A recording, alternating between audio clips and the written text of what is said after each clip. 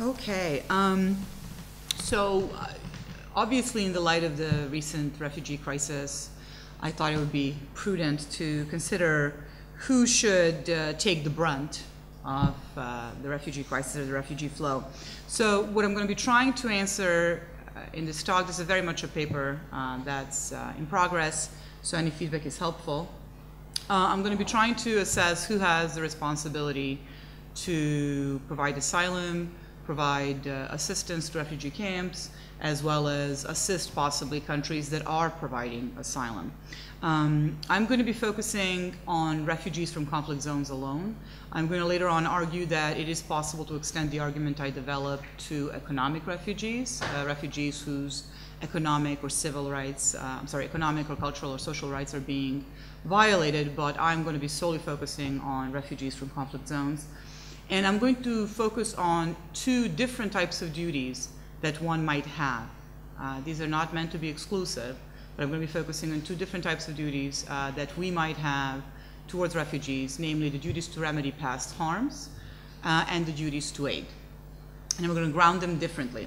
I'm going to use the distinction between positive and negative duties, which I think is suspicious, but I'm going to use just some of the conceptual tools of the distinction between positive and negative duties to try to elucidate why I think the duty to remedy past harms has the same grounds as most other negative duties, and why it's stringent, as well as why I think the duty to aid, which is positive and usually thought of as weaker, is also highly stringent in the case of refugees from conflict zones.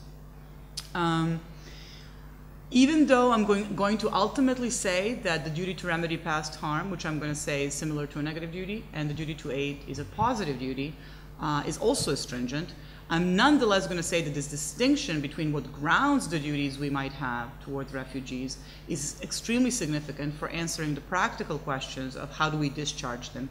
Namely, do we discharge our duties to refugees in the form of asylum?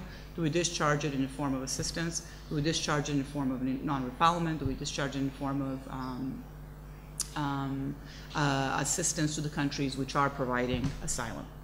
I'm also going to be saying my general claim is also going to have a conclusion for the theory of just war, and I'm going to say that belligerents on both sides, whether or not usually they're both unjust, or 3, 4, 5 sides, usually they're all unjust, but the belligerents dependent on but not fully dependent on the justness of their war are going to be responsible for excess numbers of refugees that are the direct result of the conflict for which they are responsible.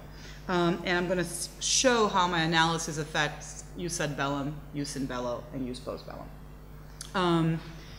Okay, and then at the very end, I'm going to say something a little bit about these practical questions regarding asylum staffing and aid. Okay, so let me start from the obvious question, which is who's a refugee? I am not going to say anything terribly intelligent or interesting about this. I'm just going to refer us all to the 1951 Convention relating to the status of a refugee, which says that a refugee is a person that has left the country of their nationality and cannot return because of a founded fear of persecution. Now, obviously, this is not enough. It says absolutely nothing about refugees that come from conflict zones, and that's what I'm focusing on. But it's not simply because I'm focusing on this that I want to include them. It's obviously a very common cause of refugees. So I, of course, will adopt the common addition to the 1951 Convention statement on refugees. And I'm partial to, and I think most other people are partial to, the Organization of African Unity statement that adds to the 1951 definition the following addendum. The term refugee shall also apply to every person who, owing to external aggression, occupation, foreign domination, or events seriously disturbing public order in either part or the whole of his country of origin or nationality, is compelled to leave his place of habitual residence in order to seek refuge in another place outside his country of nationality. That seems pretty, I think, straightforward, albeit verbose. So this precludes internal refugee, that definition. Because it has to leave this country. It's going to be relevant for my argument. Okay, I'm also going to be focusing, so as I said, I'm going to be focusing on refugees from conflict zones But I do think my argument can be extended to include refugees from economic refugees. Secondly, I'm going to be mostly focusing on the Syrian and Iraqi refugees that are flowing into Europe. It is not because I think this is the most important refugee crisis. In fact, I think it's clearly not, but because of its higher visibility, at least in this region.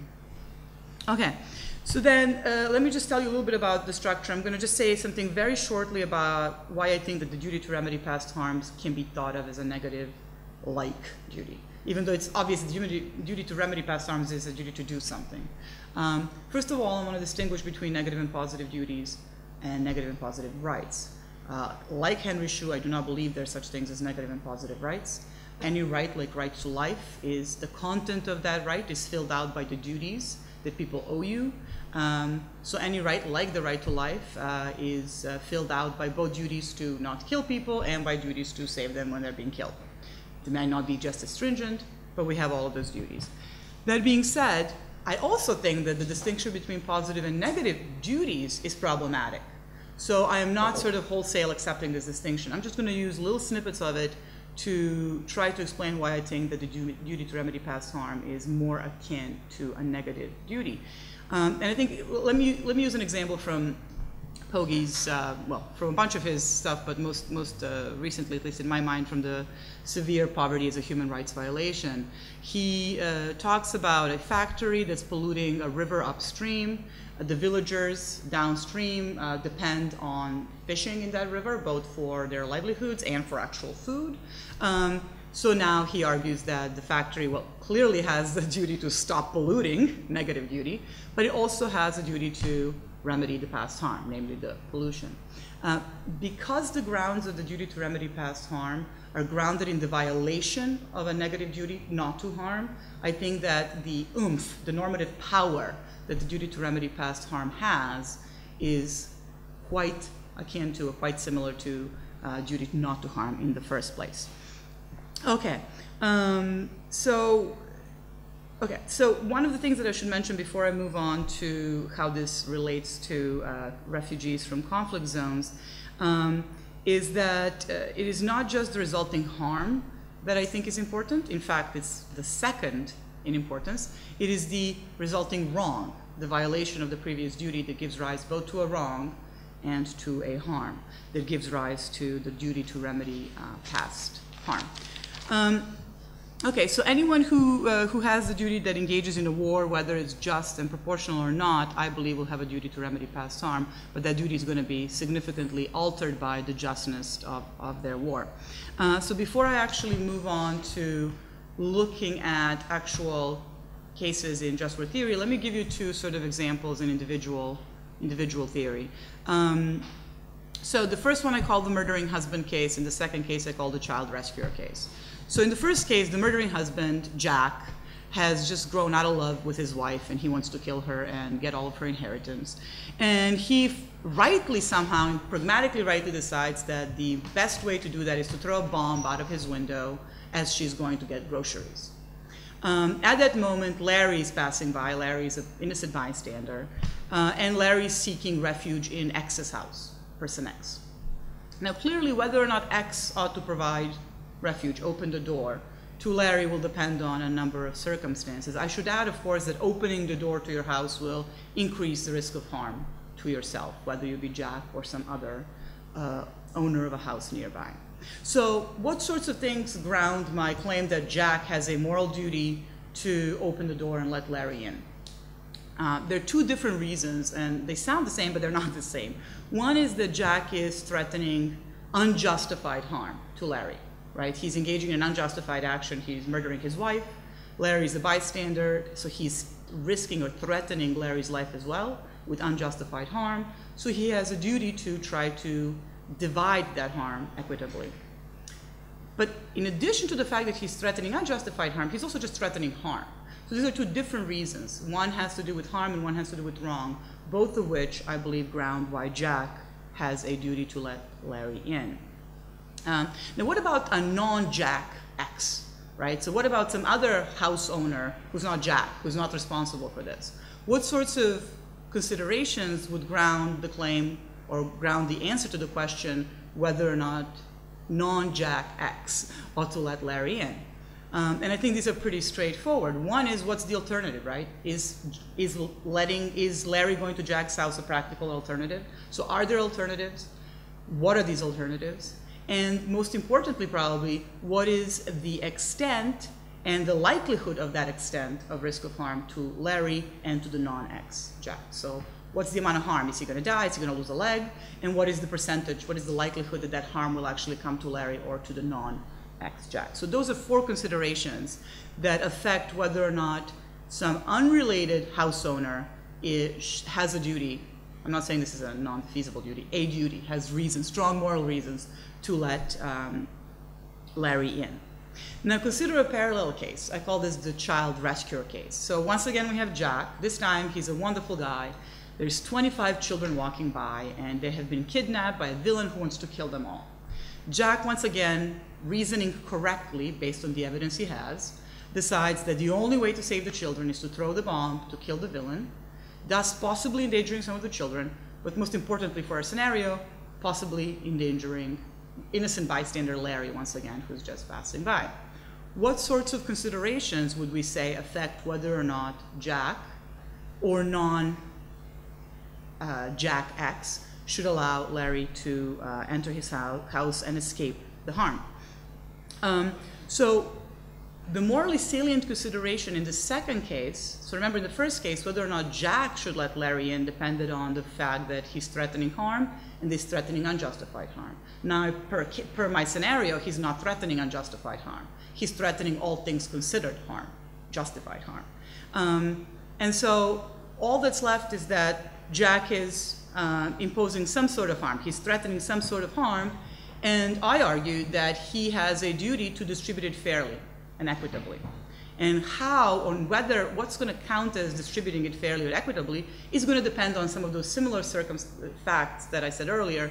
What's the harm to Jack if he opens the door to Larry? What's the harm to Larry if he doesn't? What are the practical alternatives for Larry? Similar sort of circumstances affect the non-Jack X in the child rescuer case. So all the same considerations apply, except that now whether or not Jack is a practical alternative becomes much less relevant because Jack is much more likely to be like non-Jack X in this scenario. Okay, so how does all of this translate into the case of refugees? Before I say how it translates, let me tell you just a little bit about the sort of obvious ways in which it doesn't. So one of the empirical assumptions that I made in this case was that letting Larry in, whether you're Jack or non-Jack X, increases your risk of harm.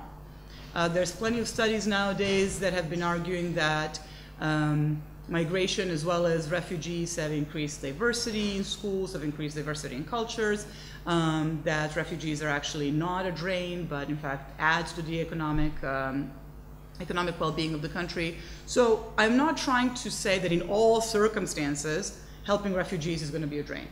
But nonetheless, I do believe that making this assumption is justified for 3 reasons. One is I haven't yet settled what is the analogy of letting Larry in. It could be asylum, right? Obvious analogy. But it also could be assistance, right? In the form of assistance to camps, staffing of camps, or assistance to the countries that are providing asylum. So what I mean by letting Larry in my analogy depends on what's most practical.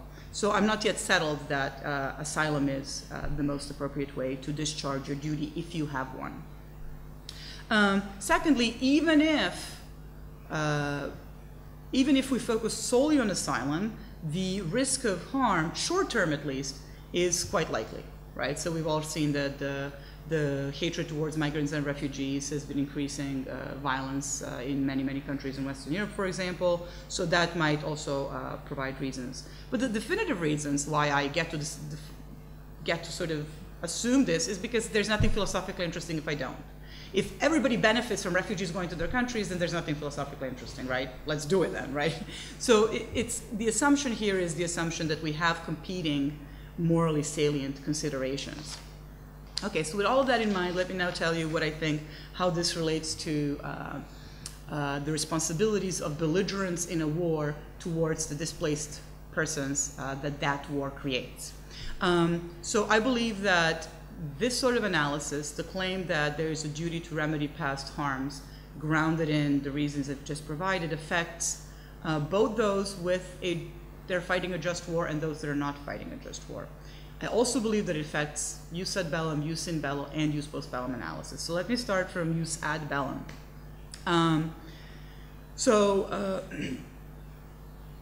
First of all, if you're entering a war, you either have a just cause or you don't have a just cause. If you don't have a just cause, then you're very much like Jack in the murdering husband case, and the resulting displaced persons are definitely unjustified harm you have created, and therefore you have a duty to remedy that harm, and you have a strong, stringent duty, very nearly indefeasible, to provide for those persons. How, we'll get to that later. Now, what about if you do have a just cause, right? If you have a just cause, the next question is, okay, but is your war proportionate? Now, at least in just war theory, at least in America, as we have made some distinction here recently, I've heard of between American just war theory and other just war theory, but there's been a lot of focus in proportionality calculations on the number of people killed and the number of people maimed, right, in war. But if we acknowledge facts about refugees, namely that an average refugee now spends, a refugee now spends an average of 17 years in a refugee camp, it seems rather obvious to me that that is a serious harm that one needs to take into consideration in their proportionality analysis. So if you have a just cause, but you have not engaged in a proportionality analysis that considers displacement, then I do believe you're engaging in minimally risky behavior. You're acting as a minimally, for those of you who are familiar with the famous Jeff McMahon cases of minimally responsible driver, you're acting like the minimally responsible driver. So the resulting harm, if it is to innocence, goes to you. You're liable to take on that harm. Okay, that still leaves me with that small subset. I think all the wars that are unjust and wars that have a just cause but have not, in proportionality calculations, considered displaced persons are a vast majority of wars. Nonetheless, at least in theory, still leaves me with the child rescuer case, right? The case where you have a just cause, you've engaged in a proportionality calculation. I still think that belligerents who engage in just wars, fully just wars, where they meet all the jus ad bellum conditions, have a responsibility, much less stringent than in the first two cases, to provide for displaced persons. And I think that's the case because the harm that they're imposing in pursuing their just war is divisible. The only caveat to what I'm saying is, if dividing that harm would prevent them from pursuing the just war, right? If I say that a certain war is all things considered just, right? And to achieve the just aim, I have to engage in certain imposition of displacement, killing people, and so on and so forth. If I can divide the harm to innocence between them and my combatants, let's say, I ought to do so as long as I can still pursue my just cause. I hope that it's obvious now what are some of the corollaries of my analysis.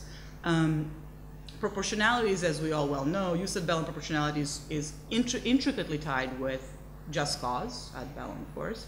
It's intricately tied with reasonable chance of success, right? So if it turns out that we take my analysis seriously and that you need to start considering displaced persons in your questions of whether or not your war is just, then there might be cases where you don't have a reasonable chance of success if success includes providing for displaced persons, maybe because you don't have the funds or the number of displaced persons is so great. And then, obviously, it relates to what I just said, my analysis affects use post bellum, restitutions and reparations. We need to pay more attention to displaced persons.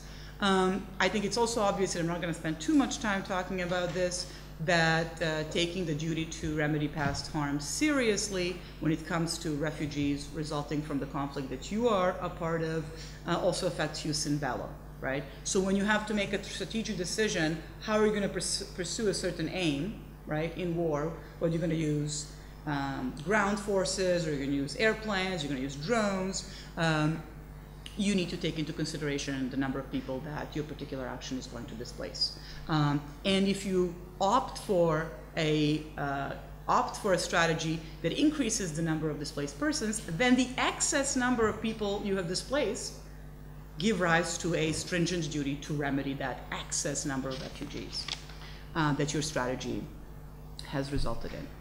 Okay, so I've spent some time now talking about the duty to remedy past harms, which I see as akin to, not as negative, but akin to negative duties. And I want to say something just a little bit in the way of what I think about a duty to aid refugees. I say only a little bit because much has been said about whether or not we have a duty to aid refugees. So my analysis is going to be very cursory, and it's really just meant to complement what I've just done with respect to the duty to remedy past harms.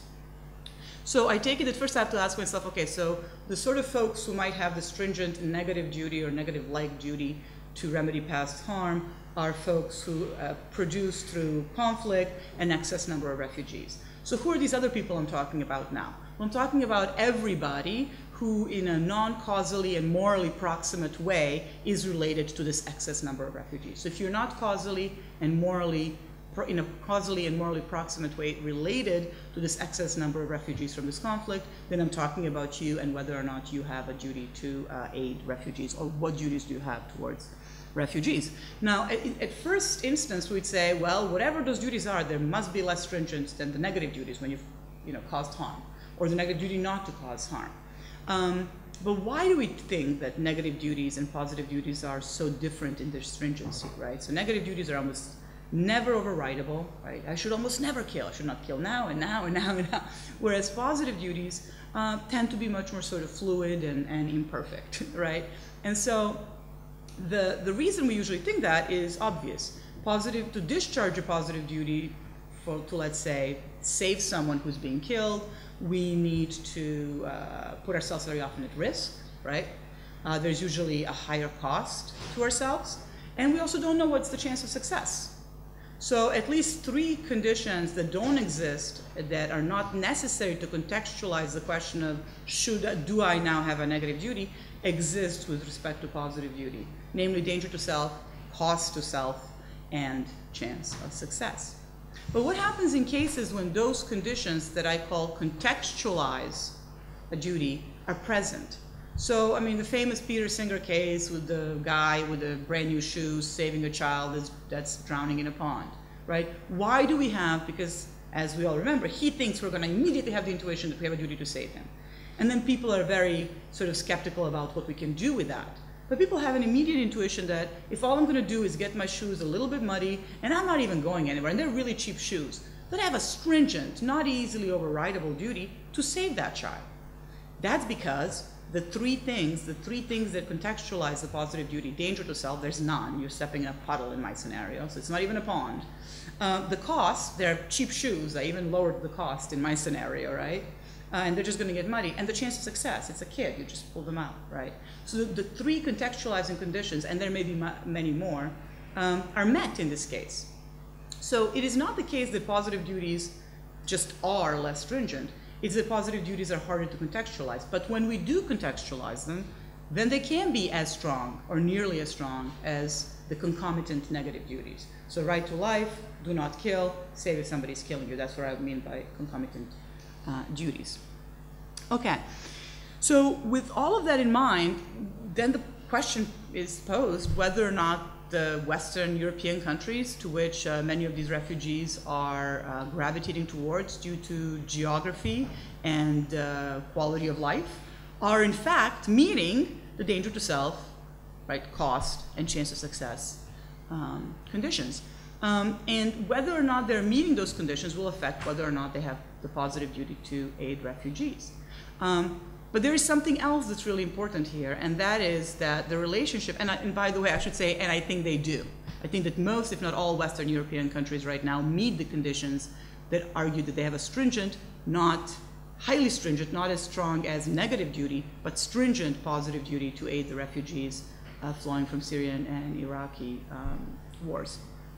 And so if that's the case, if Western European countries now have a positive duty to aid the refugees flowing from the Syrian and Iraqi conflict, then what does that tell us about the relationship between that duty and the duty of the Americans, who have been ultimately the cause of many of these refugees, at least excess numbers of refugees, right? It is obvious that the Syrian refugees are not solely the result of ISIS, solely the result of Assad, solely the result of Iraq war. and so on and so forth. There are many, many causes behind the refugees and their numbers.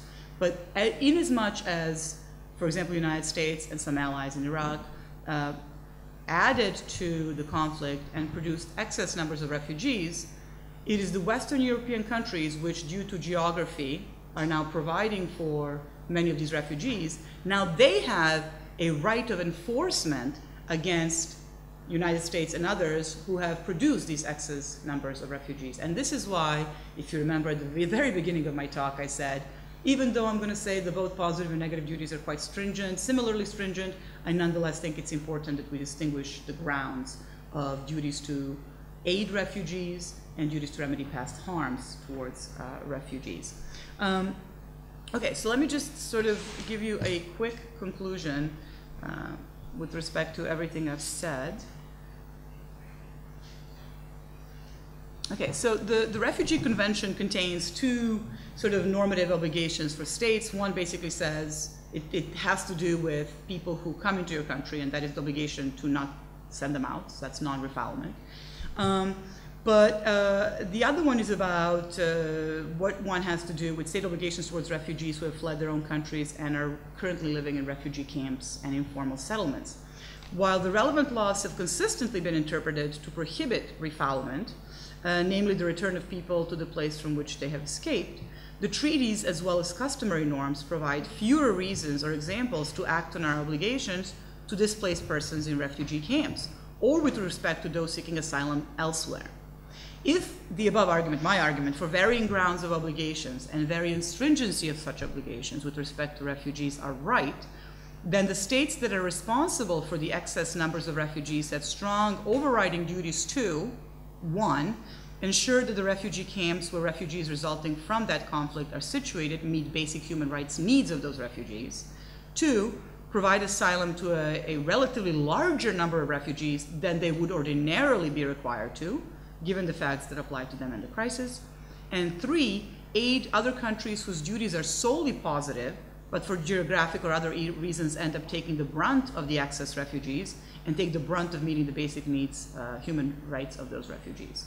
So because the numbers and distribution of refugees that are a direct result of a conflict one is responsible for in a culpable or a non-culpable way vary depending on a great number of factual variables, how one ought to discharge a duty with respect to the above options, the 3 options I just gave you, will clearly depend to some large extent on other circumstances, other than those that ground their duty to remedy past harm. But what my argument here is meant to show is that at a minimum, negative duties require significantly more of countries responsible for the displacing conflict than is currently accepted.